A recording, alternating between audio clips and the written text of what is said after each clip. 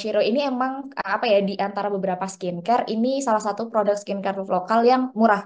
Nah, berarti kan kita bisa membayangkan kalau harganya skincare-nya kayak gitu, kemungkinan ya yang beli bukan orang-orang yang mungkin profesinya kayak udah tinggi-tinggi banget atau orang yang udah apa ya namanya, udah mapan banget di pekerjaan atau udah bertahun-tahun bekerja kayak gitu. Karena biasanya kalau orang udah bertahun-tahun bekerja tuh biasanya udah nggak explore skincare lagi. Dia udah pakai sesuatu yang udah bertahun-tahun gitu misalnya. Jadi misalnya nggak terlalu kaya, tapi juga udah mulai peduli merawat kulit kayak gitu. Terus apa profesinya? Ya boleh apapun, asalkan jangan kayak apa gitu yang banyak. Jadi kerucutkan aja ke beberapa segmen. Misalnya kayak anak kuliahan, pekerja kantoran, ibu rumah tangga kayak gitu. Jadi uh, buat sesuatu yang spesifik. Kenapa alasannya? Misalnya, oh ya mahasiswa dan pekerja awal dan ibu rumah tangga muda tuh mereka rata-rata masih tadi ya kayak masih suka eksplor atau secara apa ya mungkin secara gampang profesi-profesi ini tuh ya udah aware gitu sama kesehatan kulit dan sudah berani untuk mengeluarkan uang dan tidak tergantung sama orang tua atau orang lain gitu untuk membelikan itu gitu. Ya walaupun kalau ibu rumah tangga biasanya bergantung sama suaminya ya, kadang ada yang apa namanya dikasih jatah skincare sama suami gitu-gitu. Tapi setidaknya dia udah punya alokasi untuk mengeluarkan uang untuk skincare gitu. Nah, dan lain-lain juga misalnya dikasih pertanyaan juga, oh kalau umur 18 sampai 26 tuh warna favoritnya tuh apa sih? Hobi mereka tuh rata-rata apa sih dan lain-lain. Nah, ini tuh nanti akan memudahkan kita ketika kita membuat konten gitu. Misalnya konten kita baju-bajunya pakai warna yang nude gitu, yang warna-warna krem, atau kita pakainya yang warna-warna cerah karena kita tahu mahasiswa dan pekerja muda di Solo, Semarang, Yogyakarta sukanya pakai yang cerah-cerah, atau pakainya yang warna marun, hitam, sama navy gitu karena oh kayaknya di umur-umur ini lagi mature-maturenya gitu, lagi dewasa-dewasanya, jadi nggak suka warna yang terlalu ngejreng. Nah itu sebetulnya pentingnya kita tuh tahu target audiens kita secara spesifik. Jadi ketika kita membuat kontennya tuh bisa bener-bener tepat sasaran gitu, nggak salah sasaran. Karena kadang tuh ada nih brand yang misalnya mau nyasar kalangan menengah menengah ke bawah, tapi dari modelnya tuh kelihatan hedon banget, laptopnya pakai MacBook, barang-barangnya pakai yang branded, terus pakai modelnya itu model-model yang luar negeri. Mungkin niatnya adalah bikin orang, oh kan ya biar orang percaya dong kalau atau kayak brandnya ini tuh bagus sampai orang luar negeri pakai gitu atau bahkan bule-bule pakai ini. Nah, tapi kalau dipikir-pikir lagi kayak pasti ada perasaan yang kayak gini. Aduh kok malah jadi kayak iklan banget ya, kayak nggak ngerasa relate sama produknya. Kayak ini tuh tipu-tipu doang karena ya seharusnya memang bukan itu target marketnya kayak gitu. Jadi itu kenapa akhirnya kita tuh penting banget untuk tahu siapa audiens kita itu sebenarnya supaya delivery kontennya secara organik itu bisa lebih mudah. Oke, mungkin sebelum saya lanjut, saya baca dulu ya di chat-chatnya. Siapa tahu nanti ada pertanyaan-pertanyaan atau tanggapan seputar yang tadi disampaikan. Oke, ini ada yang bilang ini pembahasan lebih lanjut dari tugas kemarin. Oh, keren, berarti nyambung ya sama materi-materi yang kemarin ya. Oke, saya lanjutkan ya untuk pembahasan tadi. Tadi kan kita sudah mengajukan pertanyaan-pertanyaan terkait siapa sih target audiens kita dengan pertanyaan-pertanyaan yang sangat spesifik. Nah, setelah itu diapain nih Bu Rete datanya itu kalau udah jadi aku apain? Aku jadikan alasan untuk apa gitu. Nah, mungkin kita akan kesusahan ya kalau kita langsung dari data-data yang panjang itu langsung kita bikin, oh berarti aku bikin kontennya ini ya gitu. Itu pasti akan susah. Nah, coba deh sebelum em, itu turun atau diturunkan sebagai detail-detail konten, coba simpulkan dulu pertanyaan-pertanyaan tadi itu dalam satu kalimat, misalnya. Jadi kayak gini nih, target audiensku adalah remaja dan perempuan muda. Perempuan muda ya, ini bukan perempuan muda. Dan perempuan muda 18 sampai 26 tahun di daerah Solo, Yogyakarta, dan Semarang dengan latar pekerjaan kebanyakan mahasiswa, pekerja baru, dan ibu rumah tangga muda yang sedang eksplor jenis skincare yang cocok untuk mereka, namun masih dengan harga affordable. Nah, satu kalimat ini kan jadi lebih ringkas ya daripada tadi misalnya pertanyaan-pertanyaannya panjang, bahkan bisa jadi pertanyaannya tuh 17 sampai 20. Saya tuh pernah adalah klien gitu yang karena saking bingungnya ini tuh mau kayak gimana ya pembawaannya, itu sampai waktu itu pertanyaannya kalau nggak salah kayak 23 pertanyaan gitu panjang, sampai akhirnya nemu nih, oh ini tuh sebenarnya apa sih gitu. Nah, setelah ketemu nih satu kalimatnya, ini sebenarnya udah bisa sih untuk secara langsung dibuat, oh ketika kayak gini berarti kontennya kayak gimana ya. Nah tapi biasanya saya biasanya diturunin dulu jadi sebuah gambar visual. Kayak gini nih misalnya, oh kalau digambarin sebagai visual tuh kayak gimana sih? Oh mungkin kayak gini nih gambarannya. Kalau misalnya kita ngomongin mbak-mbak mahasiswa gitu, dia biasanya yang motornya Honda Beat, terus apalagi misalnya Vario, terus Scoopy, kayak gitu-gitu. Ya kira-kira yang motornya bukan Vespa ataupun motor-motor yang mahal gitu ya, atau bukan kendaraannya bukan yang mobil gitu. Mungkin gini ya, di satu sisi kayak, aduh tapi aku juga pengen nih Burete dipakai brandnya sama orang-orang yang kayak gitu gitu. Nah itu jangan jadi target utama gitu, karena nanti takutnya kalau kita justru nyasar ke sana nggak cocok lagi antara produk kita sama target audiensnya gitu. Jadi misalnya nih kayak gini. Targetnya. Misalnya nih ada mbak-mbak gambarnya tuh ya kurang lebih gambarannya kayak gini yang pakainya itu beat, terus tipe-tipe mahasiswa yang biasanya foto-foto di apa sih namanya? Foto-foto di apa sih studio foto, terus kira-kira secara outfitnya tuh kayak gini gitu, pakai sepatu kets, pakai pantofel, pakai apa sih namanya pakai apa sih namanya inner sama outer gitu, sendalnya juga bukan yang mereknya yang mahal-mahal gitu-gitu. Kita bahkan bisa menganalisis orang tuh dari gambar ini gitu. Nah, biasanya ketika udah divisualkan tuh jadi lebih gampang nih. Oh, kalau mbak-mbaknya kayak gini nih, kayaknya cara jualanku harusnya kayak gini nih. Kayaknya kontennya harusnya begini begini begini karena kan kita pasti ketika kita belajar cari tahu konten-konten apa yang cocok kita pasti ngelihat nih oh kayaknya konten ini nih sesuai nih wajah-wajahnya kayak gini stylenya juga sama kayaknya aku bisa ngambil tren-tren kayak gini untuk jualan produkku kayak gitu jadi itu sebenarnya kenapa penting kita untuk membuat visualisasi target audiens kita itu seperti apa gitu supaya mudah nanti membreakdown ke dalam konten-konten yang lebih spesifik. Nah, kenapa sih sebenarnya tiga hal di atas itu penting? Tadi sebenarnya udah dijelasin ya kenapa soal milihnya penting. Tapi sebenarnya secara umumnya adalah biar bisa pas gitu waktu milih jenis kontennya, gaya bahasanya, OOTD-nya, Mas. Misalnya nih kita mau ngonten OOTD, misalnya produk kita skincare, ya biar kita sesuai aja nih sama target kita. Kan tadi audiensnya kayak gitu ya. Kalau bisa kita menyesuaikan tuh biar kita tuh deket apa ya konten-kontennya sama audiens kita. OTD-nya, gaya bahasanya, bahkan gaya bahasa tuh penting. Kayak seumuran kita ternyata manggilnya tuh udah bukan guys lagi. Misalnya manggilnya apa? Bestie, misalnya, atau manggilnya apa deh, moms, atau apapun. Nah, itu kenapa kita perlu untuk membuat target yang sangat spesifik, bahkan sampai memvisualisasikan. Jadi biar nggak salah sasaran.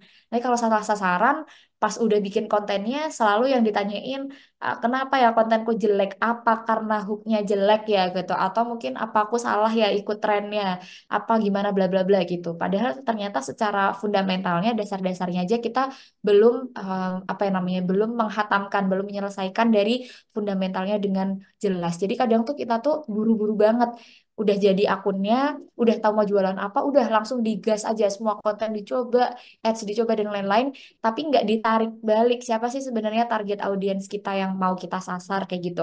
Nah, untuk memastikan bahwa teman-teman memahami apa sebetulnya inti dari um, apa ya materi satu tadi, mungkin boleh ya dibantu teman-teman untuk share link Slido-nya ke sini. Nanti saya coba cek juga teman-teman.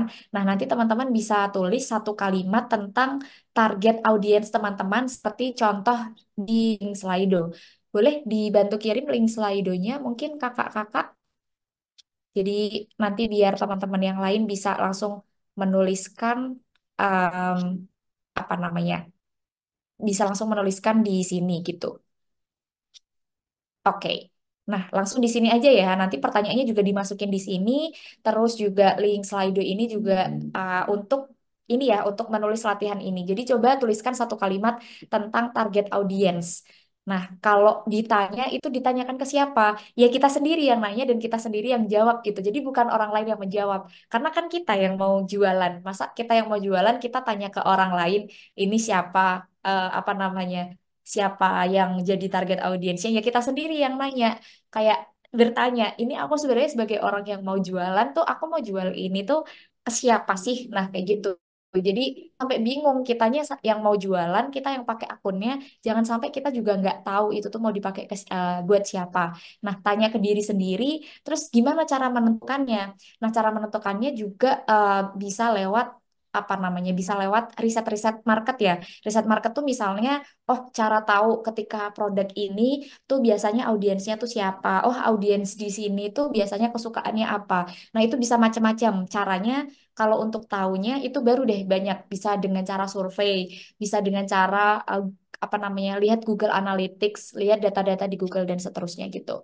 Oke, mungkin boleh ya waktunya 5 menit sampai nanti 15.40. Nah, saya akan cek untuk pertanyaan untuk kalimat-kalimatnya bisa ditulis di link Slido yang ada di kolom komentar. Nah, mungkin biar nggak bingung, saya kembali ke slide yang tadi ya.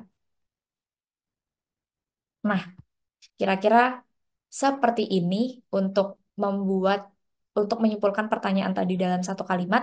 Boleh kira-kira strukturnya dicontek, nah disesuaikan sama akun teman-teman di sini. Kalau misalnya jualannya jualan parfum, jualannya jualan furniture, jualannya jualan um, tas, jualan pakaian, jualan rok, apapun. Nah, nanti disesuaikan aja sama target audiens dari akun masing-masing gitu ya. Nanti sambil saya cek di Slido-nya. Di bawah udah ada yang jawab beberapa nih Bu RT. Oke. Oke, ini udah ada ya beberapa yang menjawab. Boleh kalau misalnya belum bisa menyebutkan brandnya apa atau namanya siapa, boleh anonimus juga gitu. Ini juga anonimus, anonimus, anonimus. Nih misalnya target audiens saya adalah ibu dengan anak berusia 25 sampai 40 tahun, pekerjaan ibu ranah publik dan ibu rumah tangga, memiliki ketertarikan pada dunia pendidikan. Nah, ini bagus nih. Terus produknya manik-manik gelang, cincin kalung. Target audiensnya ciwi-ciwi estetik dan suka hal-hal lucu. Usia 15 sampai 28 tahun di kota besar yang punya uang jajan lebih atau baru kerja. Oke, bagus. Anak muda insecure yang belum set up goals dan mau berkembang improve social skills yang high value skills. Oke, ini bagus.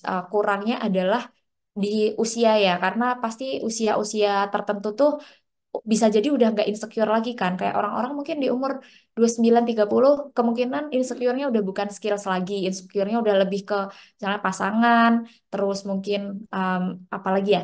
Mungkin lebih ke hal-hal lainnya ya, mungkin rumah, terus cicilan mobil atau apapun gitu. Mana slaidonya? Oh, slaidonya ada di sini ya, Bapak. Nah, tadi udah dibagikan, jadi bisa diisi. Ada di kolom komentar. Ada lagi. Gen Z 17 sampai 25 yang suka jajan, suka healing habis pulang, suka makan bareng keluarga, bisa jajan minimal spending 27.000 tiap minggunya, suka makanan viral. Oh, cukup spesifik ya untuk spendingnya 27.000. Ini produknya yang harga 27.000 atau spending secara umum ya yang 27.000. Karena kalau misalnya harganya yang 27.000 artinya berarti spendingnya harus lebih dari itu. Nah, harus dipertimbangkan tuh kalau produknya harganya 27.000 berarti mereka harusnya uang spendingnya dalam satu minggu tuh kira-kira berapa ya kayak gitu. Bentar, kita cek lagi. Produk ibu rumah tangga 25 sampai 46 tahun yang memiliki anak usia sekolah. Oke, cukup spesifik. Nanti mungkin tinggal dispesifikkan lagi ya daerahnya di mana.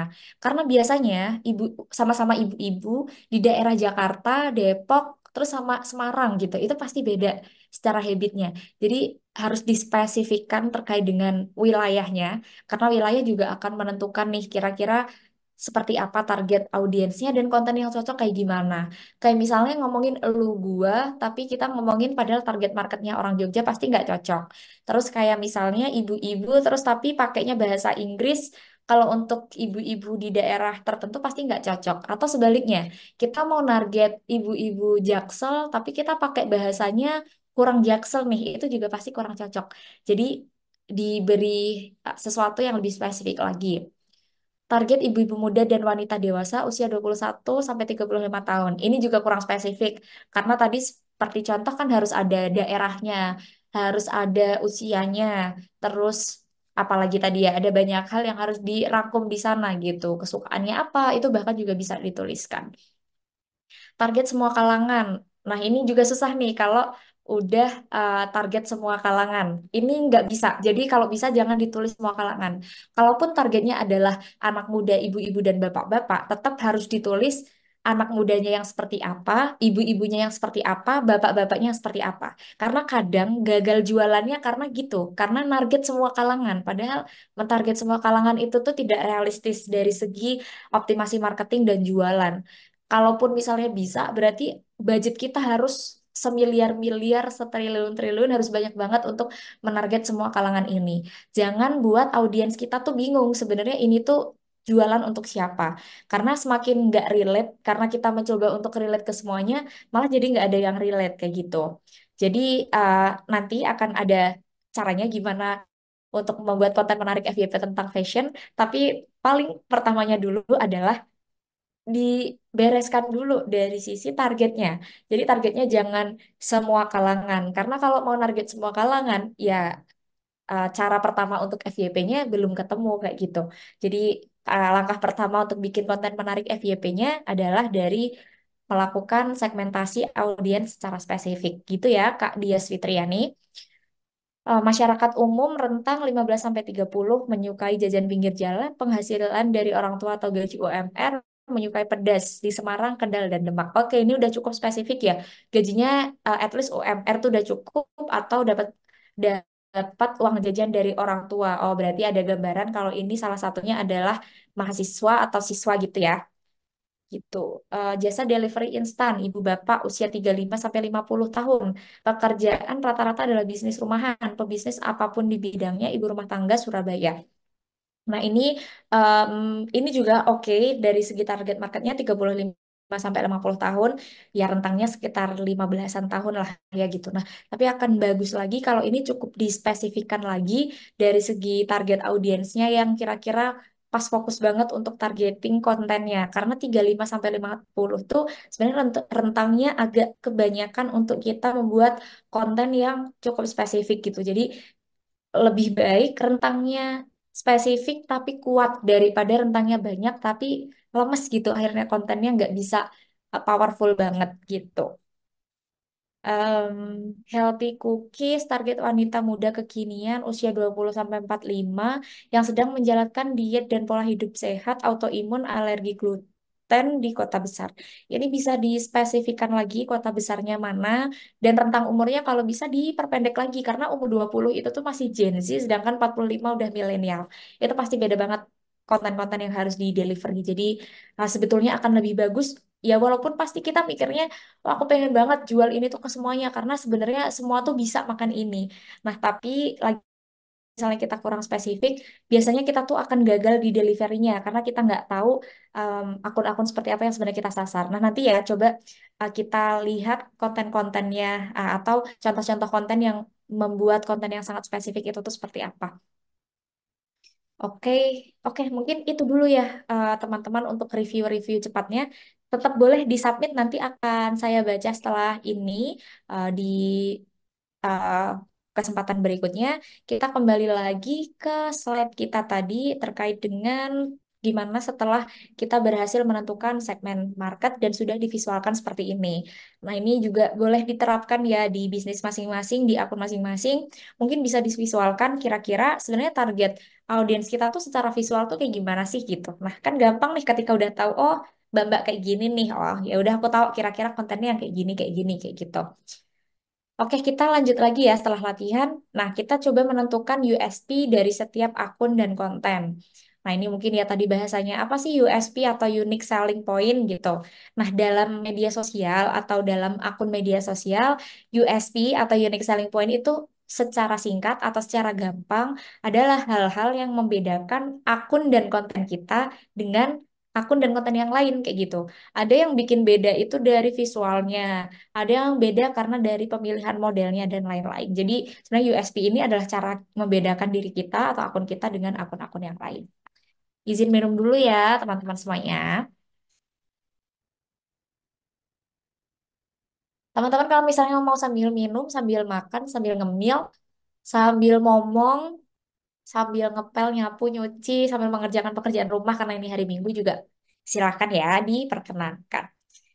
Oke, ini misalnya ya, kita kasih contoh. Tadi udah contoh skincare, sekarang kita kasih contoh jualan baju. Misalnya nih, kita sama-sama jualan baju.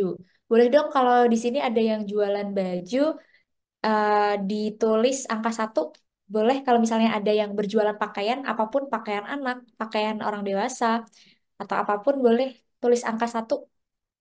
Kalau ada apapun, kaos kaki, termasuk apa lagi ya, jenis-jenis pakaian lah, kaos kaki, kaos tangan, baju bayi, hal-hal yang berkaitan dengan pakaian gitu.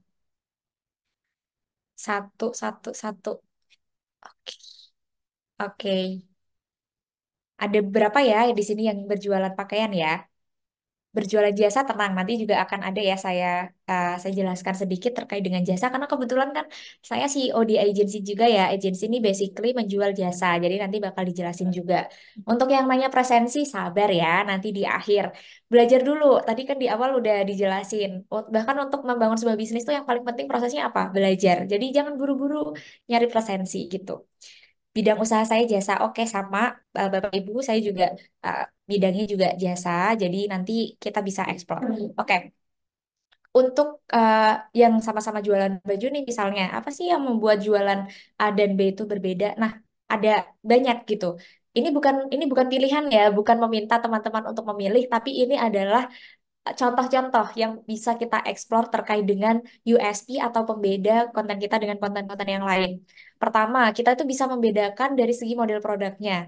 Kan sering ya kayak sama-sama jualan baju, oh aku tuh USP-nya adalah karena modelku tuh unik gitu. Modelku tuh bentuknya nggak simetris. Nah ini tuh saya pernah tahu juga ya ada model baju tuh yang malah dia tuh produknya tuh bentuknya emang nggak simetris. Di sininya warna apa, di sini warna apa, di sininya mereng ke sini, sana mereng ke sana dan lain-lain. Itu bisa jadi USP karena nanti waktu ngonten juga mudah karena unik. Bisa nyeritain kenapa kok simetris, terus mungkin bisa nyeritain gimana ya? Ini aku diliatin orang di jalan karena apa namanya bajuku kelihatannya aneh, padahal bla bla bla bla gitu misalnya. Terus bahannya juga bisa, harganya, nah harganya juga bisa apa ya sesuatu yang sangat murah atau sesuatu yang sangat mahal itu biasanya kan akan menjadi USP juga ya. Kayak ini loh produkku tuh murah banget gitu. Nah itu bisa jadi USP juga. Atau proses pembuatan kayak ceritain gimana sih proses-proses pembuatannya. Nah ini tuh sekarang udah banyak banget sekarang konten kreator yang menceritakan gimana sih proses membuat si produk itu gitu. Misalnya ada yang dia itu custom sepatu dilukis gitu. Dia ngejelasin gimana sih prosesnya selama dia itu melukis si sepatunya itu. Terus misalnya ada juga yang produk-produknya apalagi ya misalnya ya bikin apapun lah, bikin kue, bikin parfum bahkan ketika bikin parfum atau skincare dijelasin gimana sih proses di laboratoriumnya dan lain gitu. Bisa juga cerita-cerita di baliknya. Cerita di baliknya tuh banyak ya.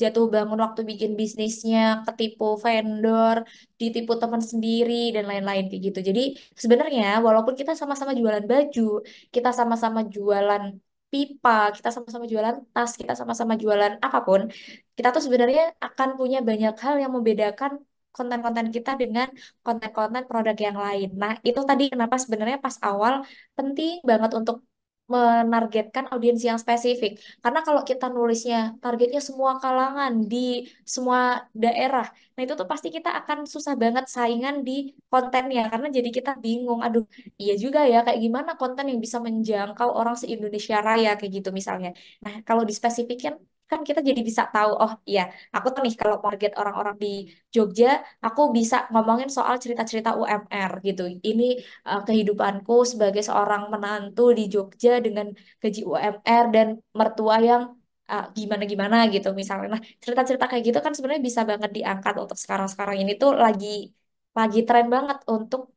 membawakan jualan itu tuh dengan teknik bercerita atau storytelling.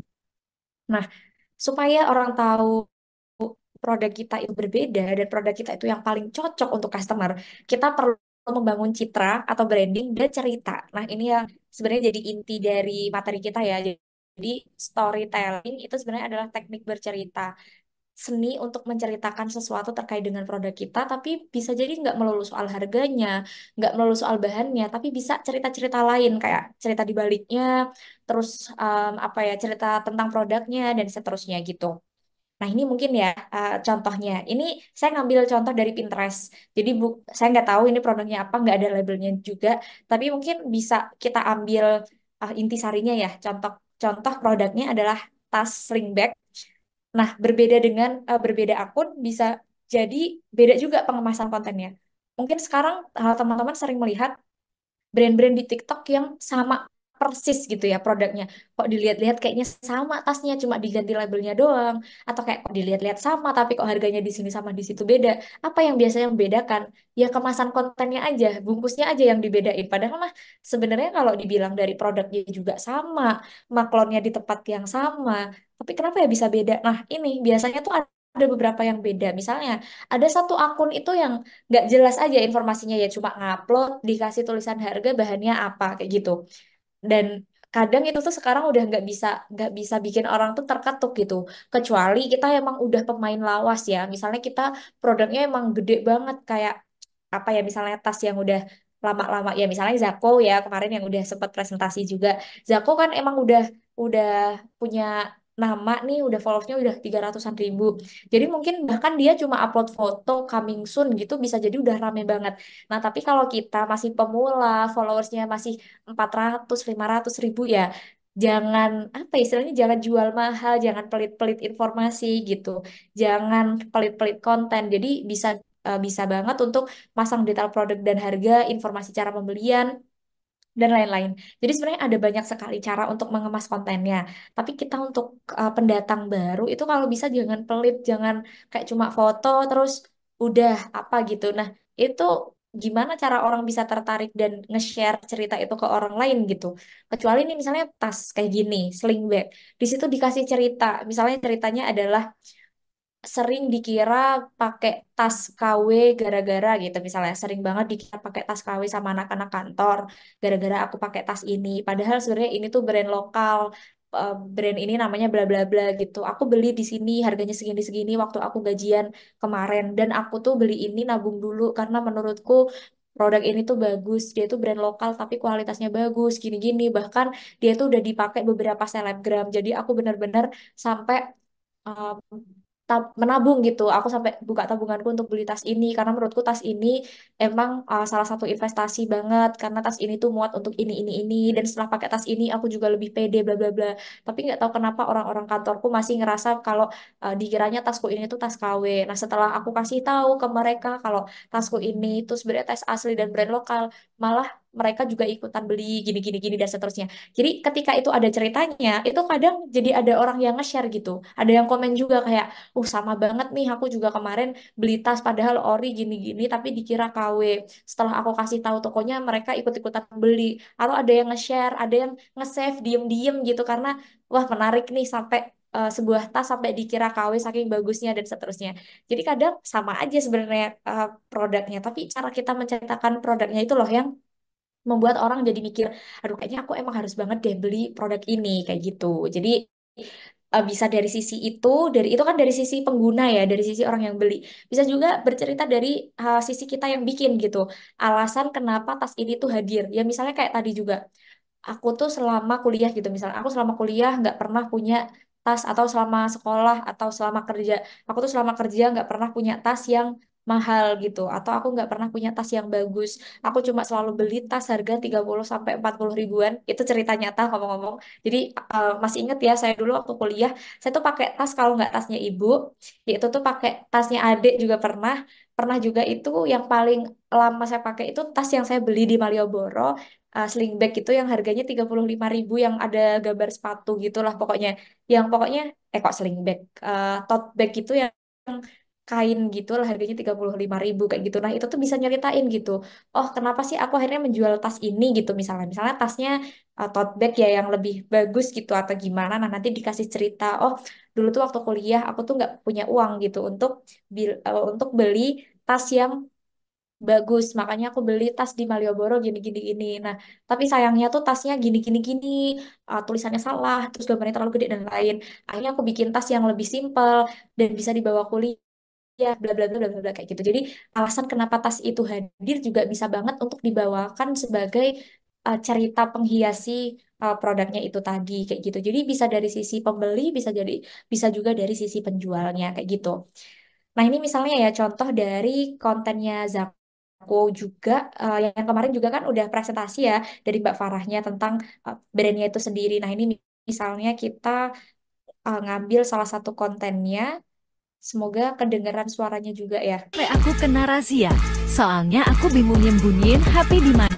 Pasti sekarang kan pada cerdik semua ya. Tahu aja kalau aku bawa HP dim-dim. Nih ya besti aku bawa buku ke sekolah sebanyak ini. Tadinya mau aku simpan di sini, tapi kayaknya nggak aman. Terus aku mikir-mikir lagi kalau harusnya simpan di slot kecil.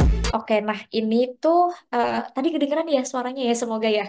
Tapi kalau misalnya nggak kedengeran, eh, aku ceritain mungkin. Jadi di sini dari Zako itu tuh membuat cerita tentang takut kena razia gitu. Nah, sebenarnya kan kalau dipikir-pikir, ih Mbak Farah kan udah nggak sekolah ya, kenapa kok dia cerita soal apa namanya tasnya dirazia. Nah, ini tuh ceritanya adalah membuat point of view atau membuat cerita karangan gitu. Nah, uh, kalau misalnya dibilang, ih nipu dong. Nah, ini sebetulnya kalau di dunia marketing ini sesuatu yang biasa ya. Ini bukan menipu karena baik audiens maupun ya intinya audiensnya sama-sama tahu kalau ya sebetulnya ini adalah cara untuk membangun cerita itu sendiri. Tapi jadi menarik gitu kayak um, mikir-mikir kalau kena razia gitu. Oh, openingnya tuh lucu gitu. Nah, ini juga sebenarnya penerapan dari tadi ya, cara kita memilih target audiens yang spesifik.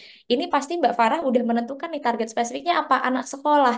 Makanya bisa dilihat kan konten-kontennya takut kena razia, terus misalnya kena razia OSIS, terus misalnya berangkat ke sekolah tapi takut apa ya misalnya takut nggak stylish misalnya kayak gitu. Jadi ketika target audiensnya jelas, nah konten-kontennya padahal spesifik loh untuk anak sekolahan. Pasti kita mikir, aduh aku nggak mau deh bikin konten-konten anak sekolahan karena marketnya cuma kecil gitu. Nah, sebenarnya kan market orang sekolahan tuh banyak banget karena hitung deh orang se-Indonesia tuh yang sekolah tuh seberapa banyak sih gitu gitu. Jadi cara kita membuat kontennya jadi lebih enak kayak gitu. Nah, ini kira-kira contoh-contoh Zako, video-video Zako sering bikin cerita dari sisi anak sekolahannya. Jadi dari sisi pembeli atau dari sisi customer, dari segi pengguna, tapi kita yang nyeritain kayak gitu. Kita membuat cerita dari sisi atau dari perspektif orang yang menggunakan produk. Nah, jadi sekarang kalau mau jual produk itu jangan cuma jelasin harganya, warnanya, bahannya, tapi juga tentukan sesuatu yang khas dari konten biar audiens ini jadi kenal dengan produk kita. Jadi nih suatu saat ketika ada produk tas baru dan dia ngambil market anak sekolah dan ceritanya sama kayak punya Mbak Farah di Zakwo, itu pasti orang-orang bakal ngeh dan bakal bilang, ih kok dia tiru-tiru ya kayak gitu. Karena sekarang media sosial tuh udah pintar. Makanya itu kita tuh penting untuk mendefinisikan cerita apa yang pengen kita bangun. Jadi biar kita nggak tiru-tiru asal tiru-tiru aja dari produk-produk ataupun brand-brand lain. Karena sekarang tuh netizen tuh pinternya udah minta ampun lah. Jadi bakal cepat ketahuan kalau misalnya kita tuh niru tapi tanpa di apa ya kan harusnya kan amati tiru modifikasi tapi amati tiru plek-ketiplek gitu nggak dimodifikasi atau apa. Jadi itu pentingnya tahu target audiens kita tuh siapa karena itu pasti beda sama target audiens orang lain. Jadi cara penyampaian kontennya itu juga bisa berbeda gitu. Nah, kemudian ini storytelling sebagai unique selling point sebuah konten. Jadi sebenarnya kan USP itu banyak ya. Bisa jadi USP-nya itu dari sisi uh, foto dan videonya itu bagus banget, atau dari sisi pengelolaan akunnya dan lain-lain. Nah, kita di sini akan belajar storytelling sebagai USP kontennya gitu. Nah, nanti akan dimulai dari contoh-contoh. Karena produk bisa aja sama, tapi cerita di baliknya pasti beda-beda dong. Setiap orang punya cerita yang khas, punya cerita yang unik. Nah, itu dia sebenarnya yang sangat bisa untuk membedakan kita dengan orang-orang yang lain gitu. Jadi sebenarnya tuh kita nggak perlu takut untuk kesaingan atau apapun ya. Karena sebenarnya cerita kita tuh pasti beda. Misalnya nih kita pernah ketipu, ketipunya nominalnya berapa pasti beda, vendornya apa juga pasti beda, bisnisnya apa, dan background kita juga pasti beda dengan orang lain. Nah, jadi ketika udah nggak bisa bedain lewat harga atau apapun ya sebenarnya cerita atau storytelling itu tuh jadi salah satu hal yang bisa jadi winning atau konten yang bagus gitu ya dari sisi kita gitu. Jadi kita bisa pakai nih teknik storytelling sebagai salah satu USP dari konten kita. Apa aja sih cerita yang bisa diangkat, proses pembuatan dan cerita-cerita di baliknya. Bisa suka duka berjualan, misal jualannya nggak laku sama sekali. Misalnya di TikTok tuh ada tren yang apa tuh tren yang jualan di alun-alun misalnya terus nggak laku sama sekali kayak gitu-gitu itu kadang kan malah jadi rame banget ya malah setelah itu jadi laku tuh setelah sepi banget tapi berhasil ngontenin jualannya yang sepi malah laku misalnya dikatain produknya jelek dan lain-lain karena diceritain gimana ceritanya perjuangannya dan ternyata sebenarnya produknya bagus kok ternyata rame jadi banyak yang beli juga terus cerita unik tentang customer kayak ada juga customer tuh kan yang ngeselin, yang mengharukan, yang lucu, yang apa gitu. Misalnya lewat chat-chatnya, ngerti kan kadang tuh ada customer-customer yang chatnya random lucu kayak gitu. Nah itu juga sebenarnya tuh bisa banget ya di-share. Jadi kayak ada kesan kita deket gitu sama audiens kita gitu. Nah ini ada beberapa contoh. Salah satunya Christy Basil. Ini sebenarnya jasa juga ya. Karena walaupun dia itu baju bentuknya ketika jadi, tapi sebenarnya yang dia jual itu adalah jasa merancang busana, merancang dan apa sih namanya jahit gitu ya, jadi tailor gitulah busana. Mungkin beberapa ada yang pernah tahu ini Christy Basil, ini ada Basil bersaudara. Jadi ada Christy Basil, ada Sonia Basil. Sonia Basil ini bikin cake kue, mungkin ada yang pernah tahu di TikTok. Terus Christy Basil ini perancang busana. Nah, ini hampir banyak banget lah artis-artis yang pakai jasa Christy Basil ini untuk apa sih namanya untuk jahit gitu. Nah, ini tuh juga Christy Basil tuh besar bukan karena yang karya-karyanya itu dipakai misalnya untuk catwalk atau apa. Kan ada ya perancang busana tuh yang terkenal karena dipakai untuk catwalk, dipakai artis-artis gede untuk tampil. Nah, kalau Christy Basil ini tuh bagus banget karena dia pinter menceritakan journey atau perjalanan dia membuat apa namanya si gaun-gaun ini, pakaian-pakaian ini itu dari sisi apa yang namanya pemesan, dari sisi customer-nya sama dari sisi dia. Ini ya kita coba apa namanya lihat salah satu konten. Pasangan hidupnya setelah pulang dari Mekah. Jadi di ekornya kita bikin bordiran arsitektur cantik dari atap langit-langit Masjid Nabawi. Jujur katanya udah pasrah dan sempat putus asa sama soal pasangan. Jadi selama di Mekah di masjid itu beliau doain nama dari cowoknya dan keluarganya. Sepulangnya dari sana tiba-tiba semua tanda-tanda yang ada di doanya terwujud gitu aja. Beliau langsung tahu kalau mereka adalah pasangan yang Tuhan mau untuk lanjut ke pernikahan. Karena keduanya Jawa, jadi bordirannya dilengkapi wayang dan phoenix yang diambil dari batik Jawa. Dikombinasiin sama motif dari atap masjid di Mekah. Ini dia reaksi sahabatnya waktu pertama kali lihat gaunnya. Pokoknya kombinasi ukiran ini bakal jadi saksi di hari spesialnya. Gimana, cocok nggak nih kalau ekornya dipakai buat entrance di weddingnya? Oke, semoga tadi terdengar jelas ya. Nanti kalau nggak materinya kan masih di-share, jadi nanti teman-teman bisa ngeliat lagi. Nah, si Christy Basil ini tuh suka banget menceritakan kisah-kisah dari kliennya, dari orang yang menggunakan jasa rancangannya. Nah, tadi kan ada yang nanya ya, produknya jasa gimana sih caranya gitu. Nah, ini sering menceritakan, tapi yang diceritakan apa? Yang diceritakan bagus-bagusnya. Bahkan didukung dengan video yang berkualitas tinggi. Bagus lah gitu. Jadi, bahkan Christy Basil itu ikut apa ya namanya mendokumentasikan dari awal sampai akhir gitu. Nah, karena kan kita nggak semuanya bisa di titik itu ya, di titik sampai visualnya bagus. Ini kan biayanya juga pasti banyak. Nah, nanti saya berikan alternatif untuk produk-produk lain yang mungkin belum punya alat atau belum punya skill, belum punya tim juga untuk editing video. Nanti ada cara lain gitu. Nah, di sini dia tuh soft selling. Dia nggak bilang, yuk yang mau apa namanya didesain juga gaunnya ke aku aja ya gitu-gitu. Dia kan nggak ngomong itu ya. Tapi dengan cara dia menceritakan kisah-kisah kliennya, dengan memperlihatkan visual yang sangat bagus, mengkombinasikan cerita dari cerita di balik bahannya, di balik gaunnya, kemudian juga cerita tentang kliennya kenapa memilih gaun itu, kemudian ditunjukkan visualnya, reaksi orang-orang ketika melihat gaun itu kan jadi sesuatu yang sangat kuat gitu untuk orang, aduh, aku jadi pengen banget nih untuk pakai jasanya ini gitu. Bahkan orang-orang yang mungkin nggak bukan apa ya bukan potensial customernya dia pun banyak yang komen, Kak, semua konten kamu positif banget, aku suka banget, kamunya jelas banget kasih tahu arti di setiap detail yang kamu buat dan dipakai sama pengantinnya, sukses selalu gitu. Jadi banyak menghasilkan atau menciptakan komentar-komentar positif yang akhirnya akan berdampak bagus juga untuk akun kita. Akunnya rame, engagementnya akan rame, dan akan berpengaruh bagus juga tentunya untuk penjualannya gitu. Nah, terus yang ini HMNS. HMNS ini tuh parfum ya, parfum brand parfum lokal. Ini HMNS ini juga selain biasanya menceritakan soal apa sih namanya behind the scene atau cerita dari pembuatan sebuah produk itu juga sering banget untuk menceritakan kayak dari sisi audiensnya atau dari sisi customernya. Misalnya ini ya salah satu postingan. Jadi I look at the mirror and I scream to myself. Arya you fucking survive gitulah intinya kurang lebih. Terus setelah itu Arya is an orgasm user. Kayak orgasm itu tuh salah satu varian parfumnya si Humans dan diceritain nih cerita si Arya tuh gimana sih gitu. Nah ini ada openingnya gue diberhentiin sepihak dari perusahaan yang jadi mimpi gue dari kecil. 2 tahun gue mencoba untuk masuk ke sana dan 12 kali ditolak. Pandemi mau gimana lagi? Semua maskapai juga lay off katanya. Gue harus menyerah sama sesuatu yang di luar kontrol gue dan seterusnya. Nah ini tadi kenapa sih penting banget menentukan target audiens? Nah ini tuh pasti target audiensnya tuh orang-orang Jaksel-Jaksel, Jakarta, orang perkotaan di kota-kota besar lah kurang lebih. Makanya bahasanya gue. Terus bahasanya pakai campuran bahasa Indonesia dan bahasa Inggris.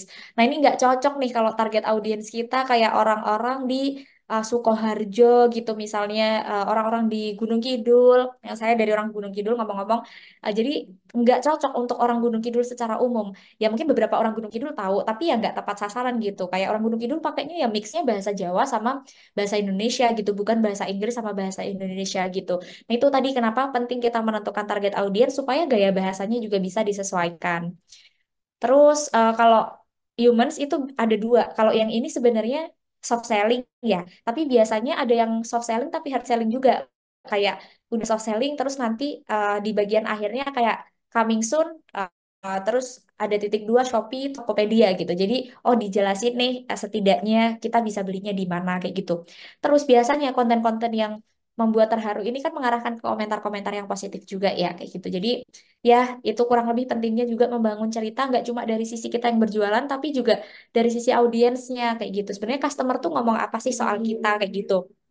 Nah, ini gimana sih cara tahu soal ini? Nah, itu tuh biasanya karena brandnya itu tuh deket gitu sama audiensnya, sering ajak ngobrol lah lewat DM, sering sering tanya-tanya lewat apa sih komentar-komentar gitu. Jadi karena saking deketnya orang-orang tuh jadi sering curhat gitu ke brand. Nah, cerita-cerita ini biasanya minta minta izin untuk diangkat kayak gitu. Ya, kayak gitulah kurang lebihnya. Terus ini ya, Oase Media Indonesia brand saya. Ini kan agensi di media sosial gitu ya. Jadi eh, Oase ini tuh basisnya adalah service untuk meningkatkan performa di media sosial salah satunya. Nah, Oase ini udah punya lebih dari 20 klien lah kurang lebihnya. Nah, ada beberapa klien itu yang memang unik-unik banget. Nah, salah satu cerita unik klien itu akhirnya kita bawakan ke platform. Pertama itu waktu waktu itu tuh sebenarnya saya bawakan ke TikTok. Ada yang nonton itu sekitar 68-an ribu orang dan itu bikin akun saya itu di DM sampai 300 lebih orang sampai pas balas-balas tuh sama TikTok dibilang gini, Anda terlalu banyak mengetik istirahatlah. Jadi kayak udah akun kayak akun online shop yang di hari payday atau di hari kembar di tanggal kembar banyak yang beli sampai nggak bisa kayak balas-balasin gitu sampai ngeheng lah TikTok saya tuh kira-kira waktu itu. Gara-gara saya menceritakan cerita unik dari klien gitu. Nah, setelah konten itu viral di TikTok, rame di TikTok, saya bawalah itu konten ke Instagram gitu, ke Instagramnya Oase, Extract Konten. Nah, itu juga rame banget, bahkan eh, di saat itu, karena itu kan sebenarnya hard selling ya, karena ngejual sebuah produk gitu. Produknya adalah jasa review akun. Nah, itu sampai langsung ada sekitar 51 akun yang minta di-review cuma dari satu konten ini, kayak gitu. Nah, ini mungkin bisa kita cek ya, seperti apa sih contoh kontennya. Tadi ya mungkin kan ada yang bentuknya jasa. Nah, ini nih tulisannya. Aku punya klien yang lumayan unik. Dia nggak pernah kasih revisi, belum dikasih invoice, udah nanya duluan kapan harus bayar, dan benar-benar percayain 100% sosial medianya ke aku dan timku. Anehnya, nah, diceritain ini anehnya kenapa gitu. Klienku ini justru salah satu klien yang bagus banget performance-nya. Nggak pernah ada krisis, DM selalu rame, engagement naik terus. Klienku udah nggak pusingin apapun soal sosmed karena katanya sejak sosial media aku dihandle aku sama tim, jumlah klien dan klien potensial mereka nambah drastis dengan energi yang dikeluarin sedikit. Bahkan tahun ini klienku ini bakal berangkatin timku ke Cina lagi. Tahun lalu aku udah berangkat, tahun ini aku kasih kesempatan timku yang lain.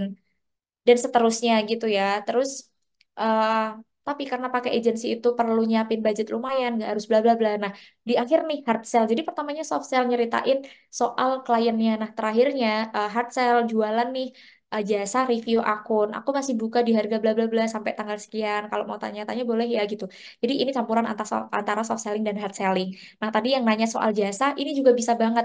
Jasa itu kan kadang-kadang kita udah punya cerita-cerita unik ya tentang klien-klien kita. Nah, sebenarnya kliennya nggak harus diekspos siapa kliennya ya. Ini kan juga anonimus juga.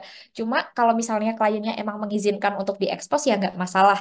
Kebetulan klien uh, saya yang ini emang ngizinin aja boleh-boleh aja. Jadi waktu itu ada yang komen, pasti kliennya yang ini nih gitu. Nah, itu tuh benar dan nggak masalah klienku juga nggak masalah gitu untuk disebutin namanya atau ketika apa ya ketika cerita-ceritanya tuh dijadiin konten tuh dia tuh mau banget kayak gitu. Nah, itu juga yang di bagian jasa bisa mastiin juga ya apakah cerita-cerita itu boleh diangkat. Kalaupun bisa diangkat, itu apakah ada terms and conditionnya dan lain-lain. Yang kayak Kak Kristi Basil tadi juga pasti udah ada konsen atau sudah meminta persetujuan juga dari audiensnya untuk diceritakan kayak gitu. Nah, ini nih lab konten. Lab konten ini sebenarnya bukan jasa ya, tapi lebih ke produk digital. Karena lab konten ini tuh sebenarnya menjual kayak kelas-kelas online, jasa review juga sih. Tadi ya ada yang bagian-bagiannya tuh jasa juga. Jadi platform belajar media sosial, menceritakan pengalaman pribadi mengelola berbagai akun, terus biasanya ini lewat video-video pendek gitu, bisa kadang soft selling, kadang hard selling juga kayak gitu. Nah ini kira-kira gambarannya ya kalau di lab konten, misalnya nih sering dibilang tanganmu ajaib bener deh, gara-gara tiap bikin konten sering tinggi banget engagementnya. Padahal aku cuma ngelakuin hal-hal ini. Nah, itu kalau nggak salah kontennya jutaan views, mungkin sekitar 1,4 atau 2 jutaan views gitu. Komentarnya juga rame banget, likes-nya juga sampai ribuan. Ini juga penjelasannya panjang dan di sini nggak ada call to actionnya ya, nggak ada anjuran untuk membeli ataupun untuk visit ke produk-produk tertentu. Jadi ini lebih ke soft selling aja sih sebenarnya untuk bukan mempromosikan, tapi sebenarnya untuk menebalkan fungsi dari akun itu sendiri gitu. Nah, kesimpulannya sebenarnya kalau misalnya kita emang nggak bisa saingan apa namanya nggak bisa saingan lewat harga, lewat kualitas produk atau lewat kualitas foto dan video, ya bisa saingan lewat cerita. Kadang kan kita sebenarnya sadar diri ya, aduh sebenarnya aku kalau dari segi kualitas produk, aku tuh belum selevel sama brand A gitu misalnya. Nah, tapi aku tuh merasa aku punya cerita menarik gitu. Aku tuh punya customer yang misalnya jauh-jauh perjalanan dari mana gitu untuk beli produkku karena dia dulu pernah nyoba ketika brandku atau jualanku tuh buka di sana kayak gitu misalnya. Jadi sebenarnya tuh banyak banget cerita-cerita menarik di produk-produk kita, di brand-brand kita tuh yang bisa kita ulik dan kita bisa angkat sebagai cerita kayak gitu. Nah, tapi di sisi lainnya kita juga harus belajar nih, kita juga harus tahu gimana cara mengoptimasi setiap fitur-fitur di Instagram, gimana cara kita untuk apa ya, ya cara kita untuk belajar lebih dalam terkait dengan sosial media sendiri itu tuh gimana. Karena sekarang tuh kadang kita mikirnya instan aja ya, mikir gimana caranya cepet viral, pokoknya kebelet viral banget. Padahal sebenarnya investasi untuk belajarnya itu yang panjang. Kayak misalnya saya bisa sampai di titik ini ya karena panjang banget dulu em, proses belajar di itu ternyata juga belajar tentang komunikasi dan media, belajar gimana lebih peka terhadap audiens. Terus waktu di DNVB selama kurang lebih 2 tahun itu juga belajar gimana sih caranya naikin engagement, mencari perhatian publik dan lain-lain. Jadi proses belajarnya tuh nggak sebentar. Jadi kalau untuk teman-teman memang pengen banget mendalami, memang diusahakan banget lah untuk sering belajar. Nah ini sebenarnya udah salah satu ikhtiar paling bagus. Teman-teman sekarang ikut kelas-kelasnya Smart Centra, jangan lupa ditonton lagi rekaman-rekamannya. Karena kadang tuh satu kelas itu tuh benar-benar bisa ngebantu kita untuk nge-scale up atau meningkatkan performa dari jualan kita yang tadi mungkin levelnya masih di 2 jadi di 3, dari 3 levelnya naik ke 4 ke 5 dan seterusnya gitu. Jadi kalaupun misalnya belum bisa investasi ke yang berbayar mahal, investasi dulu ke yang berbayar, belum bisa investasi yang ke berbayar murah, investasi dulu ke kelas-kelas gratis kayak gitu. Jadi jangan disia-siakan kalau misalnya ada kesempatan belajar. Hal yang kadang nggak disadari sama teman-teman yang buka bisnis itu adalah ya belajar itu tuh bagian dari modal. Yang dihitung kadang cuma modal apa uang doang, modal alat. Padahal sebenarnya modal belajar tuh juga harusnya dihitung. Tuh. Nah, ini untuk langkah-langkahnya gimana sih tadi caranya biar sampai akhirnya sampai di konten storytelling tadi setelah menentukan target. Nah, selain kita menentukan target audiensnya, kita juga harus menentukan tujuan dari kontennya itu. Apakah kita tuh berniat untuk mengedukasi, misalnya memberikan cara-cara, tips dan trik, atau mau menginspirasi sih gitu. Menginspirasi tuh yang kayak dampak dari penggunaan produk biasanya kayak tadi ya, misalnya cerita-cerita saya soal apa sih namanya akun akun si klien itu kan sebenarnya cerita-cerita inspiratif dari yang awalnya kontennya jelek, engagementnya jelek, jadi engagementnya bagus. Atau istilah lainnya itu from zero to hero. Atau misalnya nyeritain tadinya biasanya kan gitu ya kalau skincare tadinya kulitnya geradakan tiba-tiba mulus. Nah itu juga menginspirasi tuh from zero to hero. Tapi ada juga yang modelnya itu cara atau tips and trick. Kayak misalnya cara agar bla bla bla bla bla bla gitu misalnya cara supaya kulitmu nggak belang walaupun kamu bla bla bla bla bla bla kayak gitu. Jadi itu biasanya mengedukasi. Ada juga yang tujuannya menghibur kayak cerita-cerita lucu karyawan, tim, customer atau apa. Kayak tadi misalnya ada customernya yang lucu banget. Dia misalnya salah kirim mau kirim ke bapaknya, kekirimnya ke kita kayak gitu. Atau mau telepon suaminya salah telepon ke kita. Atau mau apa deh gitu, mau curhat sama temannya kekirimnya ke kita. Atau ada cerita-cerita lucu biasanya di ojol ya yang sering lucu kayak misalnya Pak, minta tolong ya, Pak sebentar ya, eh, Pak saya nggak jadi naik gitu misalnya. Kenapa Bu? Maaf saya kecebur got gitu misalnya kayak ada banyak banget cerita-cerita lucu yang menghibur dan sebenarnya tuh bisa banget untuk dinaikkan ke konten kita gitu untuk apa ya membangun ekosistem konten kita tuh yang lebih variatif. Nah, coba sekarang ada yang bisa nebak nggak kira-kira ini kontennya yang mengedukasi, menginspirasi atau menghibur? Coba bisa tebak di kolom chat. Apakah ini mengedukasi, menginspirasi, atau menghibur? Menginspirasi, mengedukasi, menginspirasi, inspirasi. Oke, menginspirasi ya, mengedukasi. Oke, kita lihat. Teng teng, betul sekali. Konten ini adalah konten yang sifatnya adalah inspiratif. Ya tetap sih kita tidak bisa memisahkan secara langsung. Loh, tapi kan dia mengedukasi kalau gini-gini betul. Tapi sebenarnya yang kita lihat adalah inti dari ceritanya. Inti ceritanya itu tuh jadi kayak bikin kita ih inspiratif banget gitu, kayak positive vibes. Aku jadi pengen deh gitu. Aku maksudnya pengen untuk jadi kayak gitu gitu. Kayak misalnya tadi kan ada cerita from zero to hero kayak dari bingung banget mau dapat jodoh sampai akhirnya menemukan jodohnya gitu. Terus kayak misalnya dari proses bingung banget mau bikin tema motif motif-motifnya kayak gimana sampai akhirnya ketemu nih motifnya ini karena dia mendapatkan apa sih namanya mendapatkan inspirasi itu ketika berangkat untuk ibadah di tanah suci dan seterusnya gitu. Ya betul, ini adalah contoh-contoh cerita inspiratif gitu. Nah, yang kayak gini itu menginspirasi. Yang ini boleh lagi ditebak kira-kira ini kira-kira contoh apa yang tadi dari Humans yang dia menceritakan dari sisi audiensnya tadi inspiratif, inspiratif,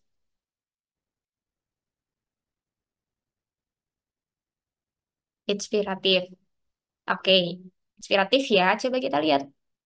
Betul sekali, ini adalah cerita inspiratif. Ini kan cerita orang yang ceritanya itu dia bertahan di tengah badai gitu ceritanya. Jadi dia itu udah di layoff dari pekerjaan atau dipecat dari pekerjaan yang udah dia perjuangkan mati-matian gitu. Dia tuh berusaha untuk masuk ke situ susah payah, terus 12 kali ditolak. Waktu udah masuk, waktu pandemi, kena cut off gitu, kena layoff, dipecat. Jadi cerita ini sebenarnya adalah cerita inspiratif kayak gitu. Nah, kalau yang ini, yang cerita tadi soal punya klien unik, dia pernah kasih revisi dan seterusnya. Apakah ini edukasi, inspirasi, atau hiburan? Edukatif, edukatif, hiburan, hiburan. Ada lagi edukasi, hiburan, edukasi. Oke, kita lanjut ya. Tara, ini juga inspiratif karena sebenarnya di sini, nah aku kasih perbedaan ya. Gimana sih sebenarnya cara membedakan ketika itu adalah inspiratif atau itu adalah edukatif? Nah, di sini itu sebenarnya nggak ngejelasin gimana caranya, tidak memberitahu orang ini caramu agar kontenmu juga rame. Satu, kamu bla bla bla bla bla. Enggak, ini tuh bener-bener hanya menceritakan gimana prosesnya dari zero ke hero, dari yang awalnya itu klienku ini tuh sangat lemah sekali engagementnya, jadi kuat banget engagementnya. Jadi ya tadi dari konten yang dari dia itu posisinya zero ya ke hero atau dari posisinya yang lemah ke kuat dan seterusnya. Nah, ini adalah contoh-contoh cerita yang inspiratif gitu. Jadi ya kurang lebih kayak gitulah teman-teman. Jadi sebenarnya nggak perlu terlalu bingung ini contohnya apa dan lain-lain. Tapi sebenarnya ini penting untuk teman-teman itu bisa dari awal tadi ya menentukan tujuan. Tujuannya tuh mau apa sih? Mau menginspirasi kah? Mau mengedukasi kah? Atau mau memberikan hiburan gitu. Nah, ini juga mungkin langsung lanjut aja ya. Ini kalau di lab konten itu rata-rata emang inspiratif dan edukatif tergantung. Kalau yang bentuknya adalah yang mana ya tadi yang cerita-cerita soal followers itu tuh beli followers itu bahaya, terus dan seterusnya itu sebenarnya sifatnya lebih edukatif karena ingin mengedukasi orang bahwa kamu tuh jangan beli followers loh karena beli followers itu tuh bahaya. Walaupun ada cerita inspiratifnya juga kayak gitu. Nah, setelah kita sudah menentukan jenis apa namanya? Setelah kita menentukan jenis kontennya, kita juga bisa menentukan jenis cerita dan karakter yang akan diangkat. Apakah ceritanya itu tuh fiksi atau ceritanya itu nyata? Apakah ceritanya nyata namun menggunakan karakter fiksi atau ceritanya fiksi tapi pakai karakter nyata gitu misalnya. Itu juga bisa. Kenapa sih kita butuh menentukan apakah mau fiksi atau nyata? Ya kayak tadi misalnya akunnya jasa. Kita nggak bisa untuk terus-menerus mengeksplor atau mengeksploitasi cerita klien-klien kita dengan nama mereka sebenarnya. Karena kan kadang mereka nggak mau orang tuh tahu kalau mereka tuh pakai jasa kita atau sesimpel karena mereka itu misalnya tokoh-tokoh besar yang pergerakannya tuh sangat diawasi. Makanya nggak boleh nih untuk sampai orang-orang tuh tahu atau tidak boleh tersebar secara umum gitu. Jadi memang kadang-kadang kita perlu pakai ceritanya nyata, tapi tokoh-tokohnya tuh fiksi gitu. Kita sembunyikan namanya. Atau ada juga yang ceritanya itu tuh fiksi kayak tadi tuh yang kayak tasnya Zakwo. Itu kan sebenarnya apa namanya? Ceritanya kan fiksi kan, nggak beneran mereka kena razia waktu apa sih nggak bener-bener kena razia OSIS, nggak bener-bener aku takut kena razia OSIS, bla bla bla bla bla bla. Tapi cerita fiksi itu tuh dihidupkan supaya orang tuh lebih punya gambaran gitu soal konten ini tuh sebenarnya apa sih tujuannya dan seterusnya gitu. Atau bisa juga ceritanya juga nyata, karakternya nyata, kayak yang tadi Humans. Itu bahkan fotonya dipajang di sana, diceritakan juga cerita cerita aslinya secara gamblang, bahkan di tag juga orangnya di sana kayak gitu. Jadi kita perlu menentukan juga jenis cerita yang karakter yang akan diangkat tuh kayak gimana. Sekarang tuh yang akan agak banyak kalau misalnya produk-produk skincare atau produk-produk baju itu biasanya ngangkat cerita mertua dan menantu. Terus ngangkat cerita seputar pasangan, ngangkat cerita soal pertemanan gitu-gitu yang akhirnya pada akhirnya tuh apa ya nanti itu sebenarnya ngomongin di dalamnya situ tuh secara nggak sadar kontennya tuh sebenarnya ngomongin produk kayak gitu. Misalnya kayak aku sempat berantem sama temanku gara-gara dia minjem bajuku dan nggak dibalikin lagi gitu misalnya. Terus diceritain nih aku beli brand ini, aku tuh sayang banget gini-gini, aku sampai nabung atau kayak aku tuh seneng banget waktu itu aku sampai war dulu untuk dapetin baju ini, terus gini-gini dan dia udah nggak keluar lagi model ini, tapi dia pakai dan nggak dibalikin. Terus apa namanya dan apa sih namanya sedihnya lagi tuh waktu dibalikin ke aku tuh udah rusak. Iya sih dia ganti tapi bla bla bla bla bla kayak gitu gitulah. Jadi bisa banget untuk nyeritain kayak gitu. Mungkin ceritanya fiksi, terus tokohnya juga fiksi, tapi sebenarnya ya ketika namanya nama brand kan orang tahu oh ternyata ini sebenarnya tuh jualan kayak gitu gitulah kurang lebihnya. Jadi sebenarnya bisa banget untuk ngebawain cerita-cerita yang fiksi juga kayak gitu. Terus untuk yang berikutnya adalah menentukan alur ceritanya. Yang pertama itu dari sisi pembuka atau ada hooknya. Jadi harus ada pancingan yang kuat di depan, terus isinya juga harus runut, terus kasih penutup yang jelas kayak oh ini tuh harus orang tuh harus gimana sih? Apakah harus komen, harus nge-save atau harus apa kayak gitu. Tapi kadang ada konten yang nggak ditutup secara jelas karena kekuatan kontennya tuh udah kuat banget. Jadi nggak disuruh komen pun orang udah komen, nggak disuruh nge-share pun orang udah nge-share. Jadi kita juga harus tahu tuh seberapa kuat sih konten kita. Jadi kita tahu juga penutupnya itu harus dikasih penutup yang jelas atau enggak gitu. Nah, contoh-contoh hook atau pancingan di depan. Kayak ini nih misalnya, aku pernah pegang 7 akun yang beli followers. Dari yang sepi jadi rame gara-gara ini. Nah, itu tuh bisa kayak openingnya, hooknya tuh udah tahu tuh dari zero to hero. Terus yang Zakwo nih misalnya, hampir aja HP aku kena razia. Oh, itu hooknya juga kuat banget. Terus OSIS tiba-tiba razia tas sekolah. Itu juga kuat banget dan akan relate ke anak-anak sekolah. Terus yang ini tadi kontennya Christy Basil, wedding wedding gown pakai truk 5 ton gitu kayak, "Ah, apa nih kok sampai ada truk 5 ton ini kenapa gitu." Jadi pastiin hooknya tuh sejak awal atau pancingannya tuh bikin orang langsung kayak, ah, ada apa nih gitu. Terus yang gak kalah penting selain, oh ini harusnya nomor 4 ya. Tadi kan udah tentukan alur, ini harusnya tentukan visual. Jadi yang gak kalah penting sebenarnya teman-teman adalah visual atau gambarnya tuh kita harus ngambil gambar apa. Kadang tuh kita tuh fokus ngedesainnya itu loh. Padahal sebenarnya desain tuh nggak yang penting-penting amat ya. Jadi uh, bukan nggak penting-penting amat. Tapi jangan nomor satu tuh langsung kayak mikirin desainnya mau kayak gimana. Tapi tekankan dulu visualnya itu tuh mau kayak gimana. Kita mau menekankan apanya? Produknya kah, tulisannya kah, atau apa? Kalau tulisan ya berarti harus pakai apa sih namanya visual-visual terdesain. Tapi kalau misalnya kita pengennya pakai orang tuh tahu gimana sih aslinya, ya kita harus pakai visual aslinya gitu. Bisa juga pakai stok video di tempat atau kejadian lain.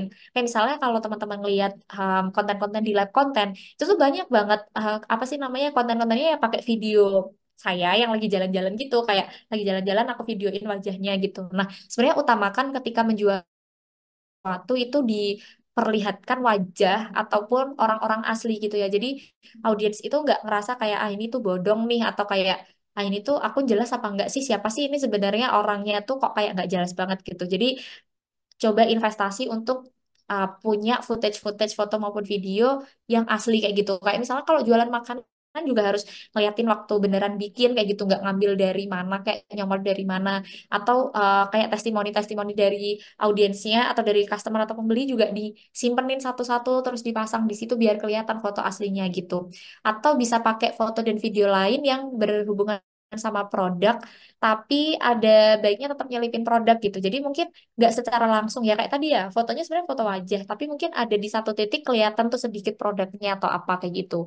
Jadi yang nomor 4 visual itu juga penting banget.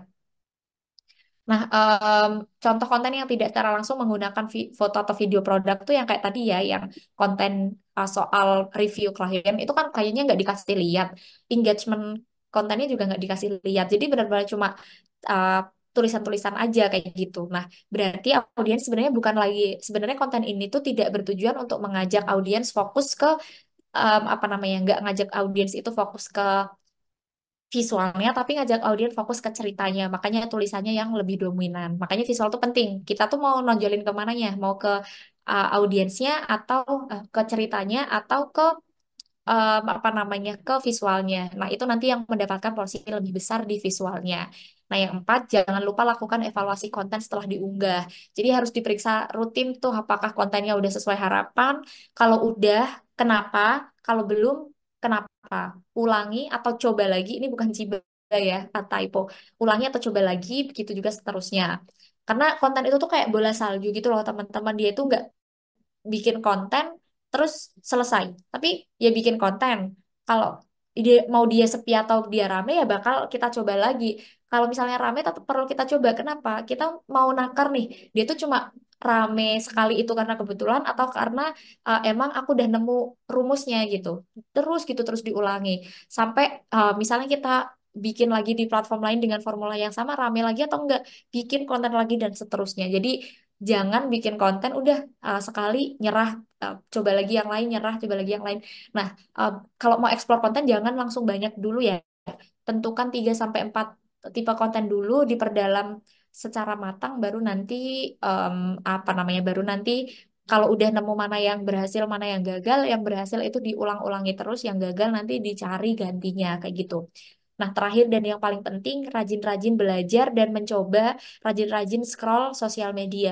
Jadi jangan nganggap scroll sosial media ini tuh sebagai pekerjaan yang apa ya istilahnya, mungkin pekerjaan yang gitu doang atau pekerjaan yang nggak butuh waktu, karena bahkan saya tuh sehari bisa banyak memerlukan banyak sekali waktu untuk scroll sosial media itu untuk mempelajari oh kira-kira ke depan tuh landscape media sosial tuh mau kayak gimana ya. harus kayak gimana ya nge-treatment konten yang ini dan itu, akun yang ini dan itu dan seterusnya gitu. Jadi jangan lelah, rajin-rajin belajar dan mencoba, rajin-rajin scroll di sosial media juga. Nah, ini sebenarnya ada latihan, tapi karena waktunya tinggal sedikit, tinggal 30 menit dan ini butuh waktu yang cukup lama. Jadi ini nanti mungkin latihannya dipakai latihan sendiri aja atau nanti ini dimasukkan mungkin minta bantuan ya nanti ke teman-teman dari operator Smart Sentra mungkin ini bisa ditambahkan di formulirnya untuk latihan ini jadi biar nanti teman-teman bisa langsung menjawab langsung di formulirnya aja gitu di formulir presensi atau kalau udah banyak yang isi formulir presensinya mungkin ini bisa dimasukkan ke apa namanya di konten berikutnya atau mungkin bisa disusulkan nggak apa-apa di link presensinya satu pertanyaan ini gitu. Nanti mungkin bisa diingetin untuk teman-teman yang udah sudah mengisi bisa diminta untuk mengisi lagi. Jadi ini sebenarnya bukan tugas ya, jadi lebih ke untuk melihat ya teman-teman tuh sudah seberapa mampu untuk membuat konten storytelling di akun masing-masing. Jadi ini nanti bisa dibantu ya teman-teman Smart Sentra untuk dimasukkan ke salah satu poin di presensinya gitu. Oke, ini adalah slide terakhir. Jadi mari kita lanjut review latihannya. Kita skip aja. Kita langsung lanjut ke sesi tanya jawab. Nah, untuk teman-teman kalau pengen tetap terhubung, mau tanya-tanya, bisa follow Instagram @ramadantivir atau @labkonten. Mungkin akan lebih aktif untuk menjawab pertanyaan-pertanyaan seputar akun media sosial di Lab Konten. Jadi stay connect. Gitu aja. Terima kasih banyak teman-teman. Saya stop share dan saya kembalikan waktunya ke Mbak Cynthia. Terima kasih Mbak Danti. Mungkin materinya udah panjang banget. Mungkin nafas dulu, minum dulu. Sambil ini sebenarnya udah banyak banget yang raise hand. Tapi karena waktunya terbatas, saya akan bagi dua sama teman-teman yang udah bertanya di link Slido. Eh, Mungkin mau pertanyaannya satu-satu atau tiga pertanyaan langsung dijawab gitu, Mbak Danti? Mungkin pertanyaannya satu-satu dulu aja ya Mbak Cynthia. Nanti takut lupa. Oke, ini ada pertanyaan dari eh, Rahmat Yuliardi di link Slido. Dia tanyanya cara analisis terhadap kompetitor di industri yang sama gimana? Tapi ini kayaknya analisis terhadap kompetitor di sosial media gitu. Hmm, Karena pertanyaan berikutnya adalah metrik apa yang bisa digunakan untuk membandingkan kinerja medsos dan apa yang dapat dipelajari dari keberhasilan kompetitor gitu. Oke, ini menarik karena jawabannya adalah saya tidak pernah belajar dari kompetitor dan saya tidak pernah melakukan analis kompetitor. Ini sebenarnya menarik ya dan ini mungkin Mbak Cynthia cukup relate sebagai orang yang Mbak Cynthia ngomong-ngomong bekerja bersama saya juga di ekosistem yang sama dan mungkin untuk teman-teman yang tahu saya adalah tipikal orang yang tidak pernah melakukan analisis kompetitor. Kenapa? Karena saya menggunakan lebih menggunakan kependekatan USP tadi ya, unique selling point. Jadi kayak inner kayak looking melihat ke dalam gitu, melihat ke dalam diri. Apa yang sebenarnya itu menjadi kelebihanku banget, apa yang menjadi kelebihan produk ini, apa yang menjadi sesuatu yang sangat menonjol dari produk ini dan itu yang dieksploitasi terus-menerus kayak gitu. Sebenarnya ketika kita melihat dalam diri sendiri itu secara tidak langsung kita sebenarnya akan ini kok akan apa ya namanya akan tidak bersinggungan dengan kompetitor karena tadi yang diceritakan cerita kita pasti beda, unique story-nya tuh pasti beda, core story-nya tuh beda. Walaupun misalnya sama-sama jualan jarum pentul nih katakanlah, itu pasti beda banget. Kenapa awalnya saya menjual jarum pentul dan produk lain atau brand lain itu menjual jarum pentul. Kedua, cara saya mengambil jarum pentul dari pengepulnya atau dari vendornya tuh bisa jadi beda gitu. Jadi kalau ditanya gimana ya caranya untuk melakukan kompetitor analisis, jawabannya saya tidak pernah melakukan analisis kompetitor di semua akun media sosial yang saya kelola. Kecuali memang pernah saya menjadi salah satu analis untuk media sosial sebuah uh, brand kosmetik terbesar di Indonesia. Nah, waktu itu memang mau nggak mau harus melakukan kompetitor analisis karena itu memang mandatori, itu perintah dari atas kita harus melakukan itu. Tapi sebenarnya apa yang dilakukan? Ya yang dilakukan adalah cek aja sebenarnya mereka aktivitasnya apa sih dan kemudian ini yang kita lakukan. Mereka melakukan apa, ini melakukan apa. Lebih Anas, saya cenderung lebih nyaman untuk tidak melihat dilakukan oleh kompetitor kayak pakai kacamata kuda aja kita melihat apa yang menjadi uniqueness kita dan kita explore dan bahkan eksploitasi apa yang menjadi keunikan kita dengan kayak gitu pasti udah otomatis beda lah kayak misalnya lab konten pasti beda tuh yang dikeluhkan audiens lab konten dengan yang dikeluhkan audiens media-media lain ataupun kalau sama, cara menanggapinya pasti beda. Kadang itu ketika kita terlalu banyak melihat ke kompetitor, kita justru jadi bias dan kita bingung dengan apa yang menjadi keunikan sendiri karena kita sibuk tanda kutip berkompetisi. Ini agak lupa ya, dulu tuh sebenarnya saya dapat ilmu ini tuh dari CEO saya di NVB Mbak Nuris. Lupa Mbak Nuris itu tuh ngambil ilmu ini tuh dari mana. Tapi intinya Mbak Nuris sempat menyampaikan ya ada kelemahannya lah ketika kita itu tuh sibuk bersaing dengan kompetitor. Nah sebenarnya brand-brand besar seperti Apple, seperti Microsoft itu sebenarnya tidak menggunakan pendekatan melihat keluar sebenarnya bukan melihat apa yang dilakukan kompetitor. Walaupun penting juga ya untuk melihat seperti apa dunia luar. Tapi sebenarnya yang dilakukan adalah melihat ekosistemnya secara luas. Kayak misalnya waktu itu Kodak kenapa kok nggak bisa bersaing itu kan juga salah satunya karena tidak melihat gitu loh ke depan tuh sebenarnya potensinya apa sih ketika kompetitor sudah mulai menggunakan teknologi-teknologi digital dia masih menggunakan teknologi analog kayak gitu. Nah, sebenarnya dia itu bukan gagal karena tidak bisa bersaing dengan kompetitor, tapi dia itu gagal melihat apa yang menjadi kelebihan dirinya dan apa yang menjadi tantangan industri ke depan kayak gitu. Jadi sebenarnya kalau mau berhasil sih dua ya, lihat masalah dari audiens itu apa, tantangan-tantangan industrinya ke depan itu apa. Kedua, lihat apa yang menjadi unique selling point kita atau apa yang menjadi keunikan kita untuk menyelesaikan problem-problem dari customer. Jadi sebenarnya as long as kita bisa menyelesaikan problem dari customer, ya kita sebenarnya bisa menyelesaikan beberapa hal tadi ya soal memenangkan konten kita, terus secara tidak langsung bersaing dengan audiens dan lain-lain. Termasuk di NVB itu juga berkembang sejauh ini juga nggak pernah kita ngelihat ini siapa ya kompetitor kita. Bahkan kalau ditanya siapa ya kompetitor di NVB, bisa jadi kita nggak tahu siapa kompetitor di NVB, tapi kita tahu persis apa yang menjadi masalah customer, apa yang menjadi tantangan industri pendidikan digital ke depan, dan apa yang menjadi unique selling point kita, kayak gitu. Jadi mungkin fokus ketiga hal ini aja. Jadi mungkin itu ya, Mas, kurang bisa menjawab secara komprehensif karena saya bukan penganut rezim, bukan penganut mazhab apa ya, bukan menganut mazhab melihat kompetitor untuk mengukur kemampuan diri gitu. Jadi mungkin sama kayak ketika saya kuliah ya, saya tuh kuliah tuh jarang lihat saya jarang nanya, oh saya sama Mbak Cynthia satu satu angkatan, satu jurusan waktu kuliah. Saya nggak pernah kayak nanyain, Mbak Cynthia ini kan pinter ya. Saya nggak pernah ngerasa kayak, wah aku harus saingan sama Mbak Cynthia. Cynthia berapa ya IPK-nya, dia unggul di apa, dan aku harus mengungguli itu. Enggak, aku tahu persis aku pinter di apa, dan aku tahu gimana cara mendapatkan nilai yang baik di sana gitu. Entahkah deket-deket sama dosennya atau apa gitu. Ketika kita tahu tiga hal tadi, harusnya kita lebih mudah untuk menonjolkan diri kita, brand kita, produk kita, akun kita, dan konten kita. Begitu. Dan sejauh ini strateginya berhasil karena kebetulan Mbak Danti ini sudah kan terbaik. Jadi dibanding saya udah bener berhasil dan di bisnisnya pun udah berhasil. Jadi teman-teman mungkin udah bisa pakai strategi yang sama nih, fokus sama diri sendiri dan fokus sama bisnis sendiri gitu.